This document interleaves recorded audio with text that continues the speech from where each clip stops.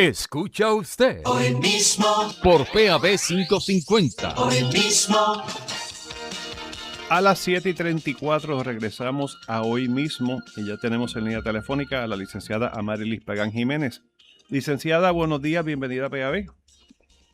Buenos días, Alfonso. Un abrazo para ti y para todas las personas que nos escuchan, pero hoy particularmente un abrazo para todos ustedes en la estación por la partida de su compañero Ramón Figueroa Marín. Así que les abrazo y les comparto los sentimientos con ustedes. Muchas gracias, muchas gracias. Vamos a la agenda para la mañana de hoy. Ustedes nos comparten en las redes sociales. Los derechos no se valoran hasta que se pierden. Entonces hace referencia a las dobles varas, estereotipos de género y el asesinato de Gabriela Nicole Prats como excusa para la misoginia y la violación de derechos constitucionales. ¿Por qué el asesinato de Gabriela Nicole entra en esto? Yo creo que el veredicto de Elvia Cabrera nos dio una muy buena oportunidad para mirar de cerca cómo en nuestro país se ha ido estableciendo cada vez con más fuerza la idea de que cuando una persona es acusada de un delito, automáticamente es culpable. Y no importan los procesos, los derechos constitucionales ni los procesos judiciales, sino que la gente ya prejuzga la situación. Pero lo curioso de esto, y por lo que hablo de la doble vara, es porque ese sentimiento, esa rabia, esa sed de justicia, entre comillas, que se manifiesta de parte del pueblo, depende mucho de quiénes son las víctimas y quiénes son los perpetradores de los delitos. A esto se suma el hecho de que el gobierno aprovecha la oportunidad para continuar erosionando los derechos que ya tenemos constitucionalmente y erosionarlos con el visto bueno o la aprobación del público en general. Y de eso es que quisiera que habláramos hoy en nuestro programa. Ese jurado, yo no estuve siguiendo el caso, pero ese jurado deliberó o ellos fueron a sentarse allí con la mente ya hecha. Mira, cuando tú tienes toda la evidencia que se presentó en ese caso, 20 y pico de días de juicio, que no fueron de corrido, fueron meses, o sea que no solamente estuvieron recibiendo la evidencia en el caso, sino que estuvieron recibiendo todo lo que pasaba en términos de información pública, que en menos de 4 horas tuviera un veredicto, lo que nos hace pensar es que ya tenían una decisión tomada previamente. O sea que la abogada de defensa básicamente perdió su tiempo porque dijera lo que dijera allí, estableciera como estableciera las fallas de la investigación, de todo el proceso de arresto y todo lo que tiene que ver con las dinámicas que se vieron entre las testigos y las partes acusadas, en este caso y en el de Antoniesca, perdió el tiempo porque ese jurado ya había decidido que Elvia Cabrera era culpable. Y además de eso, también llegamos a ver en las redes sociales gente diciendo que no importa lo que pasara en el juicio, si todo el mundo sabía que ella era culpable, pues había que declararla culpable, así literalmente. Y sumémosle a esto periodistas, comentadores, influencers, de los que llevan años consiguiendo followers y dinero a base de opiniones controversiales, diciendo que son más importantes las víctimas que los derechos de las personas acusadas. Entonces, eso es sumamente peligroso porque es como partir de la premisa de que el sistema no se equivoca, a pesar de que históricamente hemos tenido evidencia de que el sistema no solo se equivoca, sino que actúa a la luz de los valores y de los intereses de quien está en el gobierno. Y en Puerto Rico hemos tenido gobierno corrupto sobre gobierno corrupto, hemos tenido las carpetas para perseguir a las personas independentistas, hemos tenido casos en los que se fabrican casos no solamente independentistas, sino a personas que de alguna manera u otra molestan al sistema o a alguien que está dentro del sistema. Y si tú no tienes los contrapesos que te dan los derechos constitucionales y el concepto de un juicio justo, pues estás básicamente entregando la libertad de cada ciudadano y cada ciudadano de nuestro país a un gobierno que va a utilizar el sistema como le dé la gana. A mí me acordó el asesinato de Roberto Viqueira, que también en los medios de comunicación la gente decía, él se lo buscó. Él estaba, se había dado unos tragos, se lo buscó, ¿sabes? Porque no se quedó en su casa. En ese caso juzgaron a la víctima. Sí. Y fíjate, eso es lo interesante. Mira, cuando tú miras los datos del Observatorio de Equidad de Género y tú te das cuenta que en el año 2025 tuvimos 63 feminicidios. De esos 63 feminicidios, 30 están bajo investigación. Casi la mitad, Alfonso. Casi la mitad bajo investigación. Y de esos 63, 20 fueron íntimos. Y de esos 20 íntimos, 11 de los feminicidas se suicidaron. Eso es noticia. Algunos de esos casos se procesaron judicialmente, muy pocos. Y eso es noticia. Cuando miras el año 2026, ya tenemos 34 feminicidios en lo que va del año 2026, lo que quiere decir que muy probablemente vamos a superar los feminicidios del 2025, que pudiéramos llegar al número del 2024, que fueron 81 feminicidios en Puerto Rico. Tú miras esas cosas y entras a ver el detalle. El observatorio te provee el detalle de cómo fueron asesinadas las mujeres. Yo tomé solamente 2 casos para ponerlos aquí de ejemplo. Uno es de Caroline Bowe, que la asesinaron en abril del 2025. A esa mujer el hombre entró de madrugada en la casa, la estranguló, la golpeó y en la casa habían 6 de los 7 hijos que tenía la víctima, que eran hijos de él también, y fue una niña de 12 años la que tuvo que llamar a la policía. ¿Sabes cuál fue la convicción de ese hombre? Un asesinato en segundo grado. Wow. A Elia Cabrera la condenaron por asesinato en primer grado por supuestamente sacar una cuchilla en una pelea que se formó de manera espontánea en la orilla de una carretera. Sí, para mí eso tenía la palabra atenuado de apellido todo el tiempo. Sí, para mí también. Si es que se hubiera demostrado, yo siento que no se demostró cabalidad que en efecto ella tenía una cuchilla. ¿Ok? Lo que pasa es que la gente, pues, por evidencia circunstancial, por decirlo de alguna manera, Sí. llegaron a la conclusión que ella tenía una cuchilla y se la entregó a Antonieta. Sí, porque también Pero en todo caso, había dudas razonables también. había dudas razonables. Exacto. Entonces, otro caso que hubo en el 2025 fue el de Joana Ortiz Simón, que el hombre se había separado hacía 3 años de ella y a los 3 años entró a la casa, le disparó y ya. Después confesó que le había comprado el arma para matarla. Ese caso se radicaron casos de feminicidio. En los datos del observatorio no dice el desenlace, estoy por buscarlo después porque me quedé con la curiosidad a ver si en efecto lo procesaron y salió culpable. Para mí eso es un asesinato en primer grado, porque el hombre lo planificó. 3 años separado de ella, probablemente 3 años cocinando la idea de que la quería matar.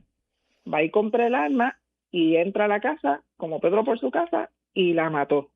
Pues eso es un asesinato en primer grado. Ahí no había una pelea, no había una discusión, como el caso de Caroline Bowe, que la estrangularon. Ahí tampoco podemos decir que era atenuado o segundo grado. El hombre fue intencionalmente allí, de madrugada. Tú no vas de madrugada a tener una discusión con una persona, tú vas a matar.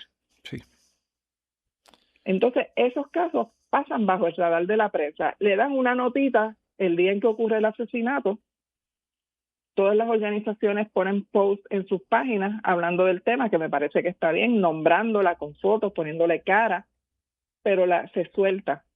Entonces, en este caso, que lo que tiene de particular es que realmente allí lo que había era como un motín cuando asesinaron a Gabriela Nicole, la prensa no solamente lo reseñó en el momento, sino que se encargó de crear en la mente del país que Antoniesca y Elvia fueron asesinas de Gabriela y pasaron por alto muchísimas otras cosas que tenían que haber reseñado del caso, pero además pasaron por alto el resto de feminicidios que hay en el país. Fíjate que aquí también lo curioso es que las supuestas asesinas son mujeres. Y ahí hay una doble vara también. Cuando en Puerto Rico quien asesina es una mujer, la mano es más dura, más pesada en contra de ella y los medios de comunicación le prestan más atención. Cuando son hombres, salvo que sea un monstruo, como el que hubo en Utuado, que le decían a sí mismo el monstruo de Utuado, los medios de comunicación simplemente es como que otro hombre que mató a una mujer, pasa en la página, eso ya no es noticia. Mira el nivel de insensibilidad al que hemos llegado. Y yo mencioné, cuando puse la nota para el programa de hoy, mencioné también los clichés y los estereotipos, porque dentro de todo esto, mira el mapa que tenemos. Tenemos un asesinato supuestamente cometido por otra jovencita y la madre de la jovencita, en un pueblo pequeño, en medio de un motín. Primer estereotipo, la víctima era bonita, era un ángel, no necesariamente porque las dos madres bebían con las hijas y hacían las mismas cosas, pero la víctima, un ángel. Las fotos que se ponen de ella en todos los medios de comunicación son fotos preciosas. Yo no tengo nada en contra de eso, pero tengo que reconocer que es apoderarse o agarrarse de un estereotipo y de un cliché. Esta es la buena y estas son las malas. Los mismos estereotipos y clichés que nos ponen con los cuentos de Cenicienta, por ejemplo. Cenicienta la buena y las hermanastras las malas, ¿verdad? Y la madrastra la mala. Siempre las mujeres como las malas en estos escenarios. Y las buenas son las bonitas, las otras son las feas. En las novelas, las protagonistas son las bonitas y las buenas, las malas no es el macharrán que le pegó cuernos, que la humilló, que la abandonó y que al final se casa con ella y le pide perdón. No, las malas son las mamás del macharrán o la ex del macharrán que al final terminan o muertas o locas en un manicomio. Eso no es cierto. Pues yo no veo muchas Aquí, novelas, en este pero sí. Bueno, entonces, en ese sentido, los medios de comunicación fallaron. Claro que fallaron. O son cómplices de la violación de derechos.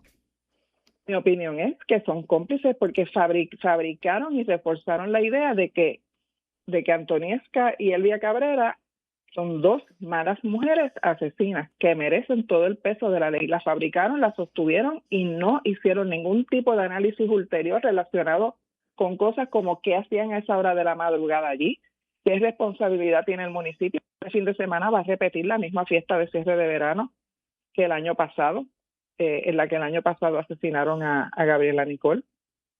¿Qué responsabilidad tienen las estructuras sociales cuando en las escuelas sabían que habían problemas entre esas menores y después se daban los golpes de pecho y se rasgaron las vestiduras y se pusieron ceniza en el pelo, como dice en la Biblia cuando hay eventos así? Y nadie asumió responsabilidad por el manejo de cosas que estaban ocurriendo antes entre ellas y entre muchas otras niñas y niños en las escuelas en Ay Bonito. Pasan cosas en Ay Bonito. Ay Bonito no es un pueblo tranquilo como la gente quiere ver porque las calles están bonitas y hay muchos chinchorros glorificados. Pero nadie quiere asumir responsabilidad porque es más fácil encontrar un chivo expiatorio. Sí. Y eso fue lo que encontraron con Elvia Cabrera. Entonces, cuando tú miras cuáles son los derechos de una persona acusada, pues mira, los voy a decir porque parece que en este país a la gente se le han olvidado. Las personas que son acusadas de delito en Puerto Rico tienen derecho a tener representación legal. Aquí a la gente hasta le ha estado malo que Elvia Cabrera tuviera a Mayra López Mulero como abogada. También, sí, también. Sí, las personas acusadas tienen derecho a carearse con los testigos, o sea, a interrogar, contrainterrogar. Tienen derecho a un juicio por jurado. Yo, como no soy penalista, no sé en este caso por qué escogieron jurado en vez de tribunal de derecho. Quizás no hubiera ido mejor en un tribunal de derecho, no sé. Tienen derecho a no autoincriminarse, porque también aquí la prensa es experta en ayudar a que ese derecho se violente poniéndole un micrófono al frente a las personas que son acusadas de delitos. Y eso lo que hace es simplemente darle evidencia a la fiscalía. Sí, tienen derecho a presentar evidencia. Eso del micrófono es, ¿por qué lo hiciste? ¿Por qué lo hiciste? ¿Y cómo te sientes? Sí. Entonces dicen cosas como por ejemplo, yo recuerdo un caso en el que cuando le pusieron el micrófono al feminicida, que la apuñaló, la descuartizó y regó los pedazos del cuerpo de la víctima por todo el barrio, cuando le pusieron el micrófono, él lo que dijo fue, el diablo es puerco. Eso fue lo que dijo. Y entonces está también el derecho a la presunción de inocencia. Que las víctimas tienen derechos las víctimas también. Tienen derecho a un trato digno que muy pocas veces en este país se le da a las víctimas, sobre todo si son víctimas de violencia machista. Tienen derecho a información y orientación que muy pocas veces pasa porque aquí los fiscales llevan los casos y no les explican a las víctimas lo que está pasando. tienen derecho a asistencia y apoyo, que muy pocas veces pasa porque no hay dinero para las organizaciones que dan estos servicios, y tienen derecho a protección, que muy pocas veces pasa porque cuando las mujeres llaman a los cuarteles de la policía o le dicen que son changuerías o le dicen que eso no es una violación de orden de protección o simplemente no aparecen a tomar la querella o no le toman la querella si ellas van al cuartel. Entonces yo me pregunto, cuando estamos mirando derechos de las víctimas y los derechos de las personas acusadas, ¿a quién hay que reclamarle aquí? ¿A la persona acusada? Hay que reclamarle al Estado, que no solamente no protege a las víctimas, es que no está haciendo nada efectivo para prevenir la violencia hacia las mujeres o la violencia social a todos los niveles, porque el gobierno se regocija en la violencia que nos autoinfligimos entre nosotras y nosotros, porque esa violencia lo que hace es aumentar el miedo social, el odio al otro que está tan chavao como yo, o tan chava como yo, y que pudiera ser una fuerza política que cambie el sistema, pero al gobierno le conviene que nos tengamos miedo o que nos odiemos o que estemos ahí clamando un linchamiento de personas acusadas sin pensar que con eso estamos reforzando la idea de que el gobierno tiene que tener una mano aún más dura, aún más pesada y sin darnos cuenta que estamos diciéndole al gobierno, mira, quítame los derechos, ¿qué importa? Después que cojas al otro, porque todo el mundo piensa que el que van a coger es al otro, Sí. no a mí. No piensan que a mí, a usted o a cualquier otra persona le pueden fabricar un caso. O aquí no tuvimos un Romero Barceló y un Cerro Maravilla donde emboscaron a esos muchachos para ejecutarlos sin juicio. O aquí no tuvimos familias destrozadas por las dichosas carpetas y los espías que habían y las fabricaciones de casos que hubieron de gente perdiendo empleos o acusados de delitos que no habían cometido. Aquí tuvimos todo eso. Yo creo que, es más, yo he escuchado gente aquí diciendo que aquí lo que hace falta es un Bukele, Alfonso. ¿Tú has escuchado gente diciendo eso? Demasiadas veces. Demasiado. A mí cada vez que me dicen eso me da como una cosa fría en el corazón. Bueno, sí, porque si uno encarcela a 30,000 personas, seguro que consigue la paz en el país. Y el asunto es que Bukele no solamente encarceló supuestamente a pandilleros, es que él ha encarcelado a cualquier persona que le ha dado la gana, sin juicio, sin proceso, sin presunción de inocencia, con unas condiciones infrahumanas dentro de esas cárceles. Y bueno, pues cada vez que yo oigo a alguien diciendo aquí lo que hace falta es un Bukele, yo digo, la gente de verdad es que no sabe lo que es tener derechos constitucionales y perderlos, porque están muy tranquilitos aquí con sus derechos constitucionales hasta que ya no estén. Y como en Puerto Rico ahora mismo no hay ni siquiera un sistema judicial que podamos decir me violaron un derecho constitucional y llegó al Supremo y lo va a defender. No podemos decir eso. Estamos en un sistema que está cada vez tirando más para el lado de Bukele sin que la gente se dé cuenta o con la gente aplaudiéndolo, sin pensar que aquí no va a haber después fronteras ni defensas de ninguna índole porque la legislatura no nos va a proteger. La fiscalía no nos va a proteger, la policía mucho menos. Y el Tribunal Supremo lo que hará será decir que no va a haber el caso de cerciorar y que le llegue a las manos cuando haya que ir al Tribunal Supremo, alegando violaciones de derechos constitucionales en procesos criminales. Eso es lo que se está construyendo en Puerto Rico y esa es mi preocupación con el caso de Antoniesca. No solamente el asunto de la violencia machista y cómo en este país no se le da importancia, sino también cómo se ha utilizado de excusa un caso como este para reformar ideas de manera intencional, porque nada de esto es inocente, para sentar las bases para futuras violaciones de derechos y seguir deteriorando lo que tenemos como país. Esto de estar transmitiendo estos juicios de alto, yo no sé cómo es la palabra que ellos usan, para mí que ha sido contraproducente. Sí. Porque ahora tenemos un país de expertos legales que no han tomado ni un curso introductorio. Y se sienten, fiscales. Es que han convertido la transmisión de esos casos en la novela del día. Correcto. Antes eran las venezolanas, después eran las mexicanas, después las turcas, ahora son las vistas judiciales en YouTube. Sí. O en los medios de comunicación. Yo lo sigo y a veces y uno lee los comentarios de la gente y uno dice, pero qué horror. Y además fíjate cómo porque cuando uno piensa en la presunción de inocencia, mucha gente dice, pues la presunción de inocencia en el juicio, pero ¿y el efecto social de que el país entero esté viendo cómo se pasa evidencia en tu contra?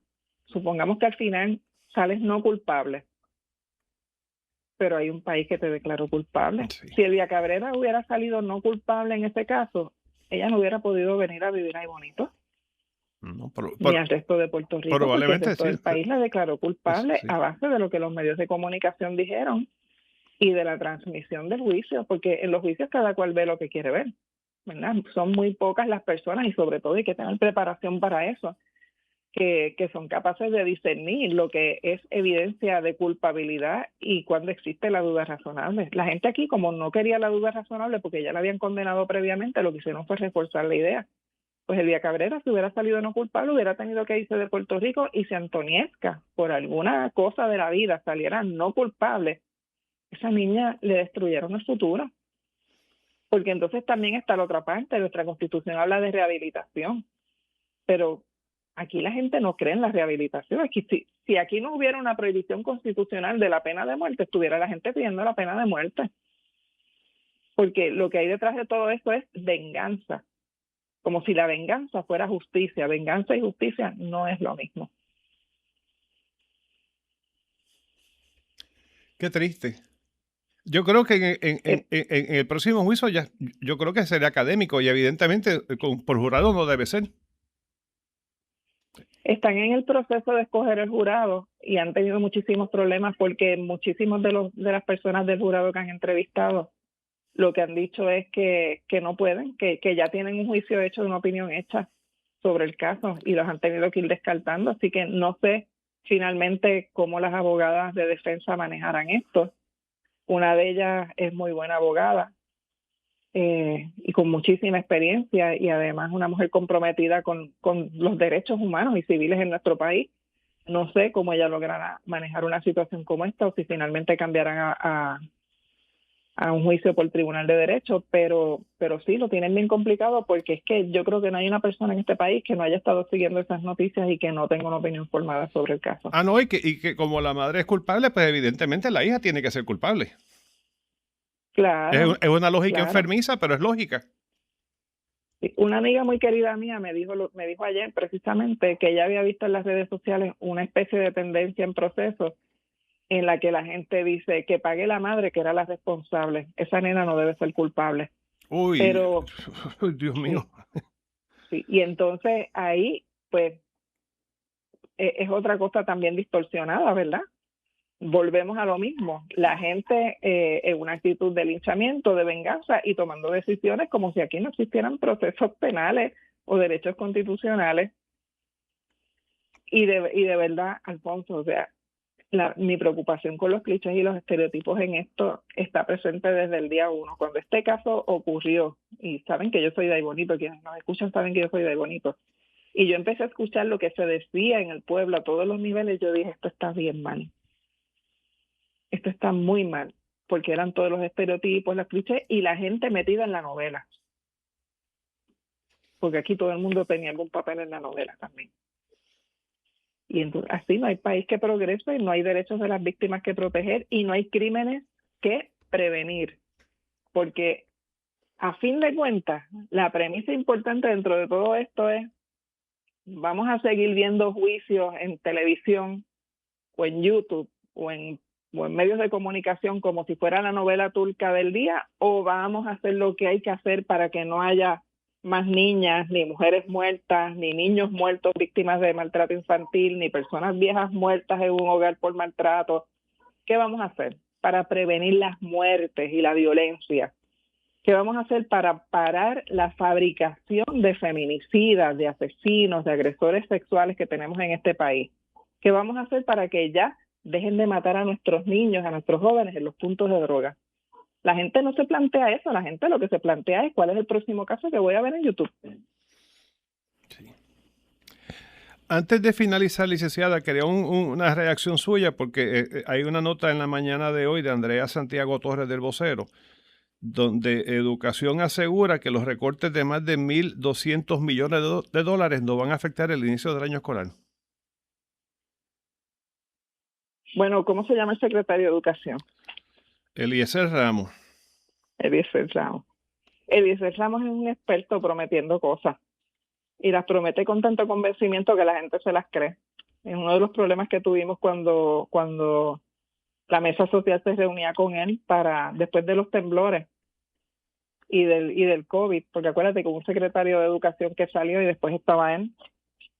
Y Eliezer Ramos, como secretario de Educación, tiene la capacidad de decir cosas como esa y que la gente se las crea, aunque él mismo sepa que es una mentira. O sea, es imposible que el Departamento de Educación funcione igual con un recorte de esa magnitud. Sí.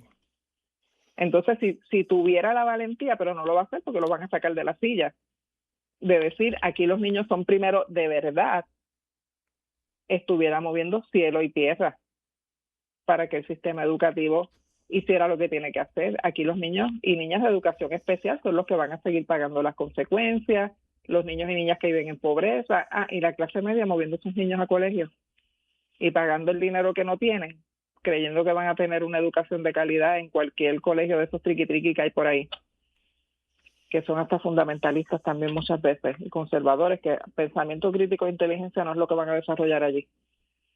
Así que, ¿qué te puedo decir, Alfonso? Otro año escolar en el que el derecho fundamental a la educación de nuestra infancia va a estar en precario. Sí. Y de ahí van a salir unos muchachos para el punto y otras antonescas. Sí. Y pasando por alto que el sistema educativo en Puerto Rico necesitaría estar trabajando también con efectos del trauma, porque aquí están las secuelas todavía del COVID, del huracán María, están las secuelas de la violencia social, de la pobreza extrema. Todo eso genera trauma y todo eso requiere no solamente el desarrollo de la inteligencia esa matemática y de lectoescritura, hay que trabajar con la inteligencia emocional, hay que trabajar con la esperanza, pero si tú tienes una infancia que lo que está viendo a su alrededor es un mundo cayéndose en canto, pues ¿qué vamos a esperar de ellos? Y el razonamiento, te lo digo porque he hablado con personas que vienen de esos espacios, el razonamiento es, me gano más en el punto que llegando a cuarto año para buscarme un trabajo a salario mínimo y maltratado por el patrono que me contrate. Es toda una forma de ver la vida muy diferente y no se está haciendo nada para trabajar con eso. Pero fíjate, la gente lo puede hacer desde los espacios comunitarios. Yo sé que ya se nos acabó el tiempo, pero no puedo dejar de decirlo. Yo sigo insistiendo que cuando un gobierno no hace lo que le toca hacer, el pueblo lo tiene que hacer. Pero el pueblo tiene que estar dispuesto a su sacrificio personal, porque hay que dar tiempo y hay que dar recursos. Y cuando el gobierno vea que la gente se mueve, se va a mover o lo quitamos del medio. Pero tiene que haber un proceso organizativo. Y sin procesos organizativos vamos a seguir repitiendo escenarios como el que hemos estado discutiendo hoy en este programa, que es tétrico y es deprimente, pero que hay que mirarlo también de frente. Licenciada, muchísimas gracias. Que tenga un bonito día. Igual tú, Alfonso. Hasta luego. Escuchaban a la licenciada Amarilis Pagán Jiménez en el acostumbrado diálogo de los jueves. Vamos a la pausa, vamos a identificar la emisora. Al regreso conversamos con el profesor Mario Roche Morales. Aquí WPAB 550 Ponce y W226CS Eco 93.1 Bayamón, la señal de Puerto Rico.